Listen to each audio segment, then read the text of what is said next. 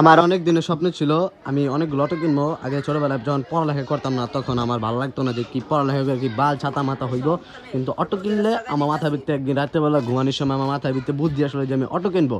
তো যদি আমরা দেখি যদি 20টা অটো যদি থাকে, দৈনিক যদি 500 করেও আসে তাহলে 10,000 টাকা। আমার তো পড়ালেখা করতে মন চায় না, আমার তো বয়ে বয়ে খাইতে মন চায়, এই কারণে আমি চিন্তা ভাবনা করলাম অটো কিনবো। এই জন্য আমি বাসার ভিতরে আজকে অনেকগুলো অটো কিনে নিয়ে আইছি। তো দেখি বিজনেসটা কেমন যায়, সবাই আমার বিজনেসে দোয়া করবেন। আর পড়াশোনা করতে ভালো লাগে না, এই কারণে আমার অটোর বিজনেস দিছি। এখানে আমার দেখেন অনেক মডেলের অটো আছে, জাপানিজ থাইল্যান্ড ভেরিয়েন্ট সব মডেলের অটো রাখছি। এই অটোগুলা ভাই, এই যে এখানে একটা আছে, এখানে একটা দেশ বিদেশ থেকে আমদানিকৃত অটো। আমার ভাতিজারা আইছে, ভাতিজা বাইসটা সবাই আছে অটোর ভিতরে। তো আমার অটো উদ্বোধন করে ফেলাইছি, আপনারা তো জানাই নাই।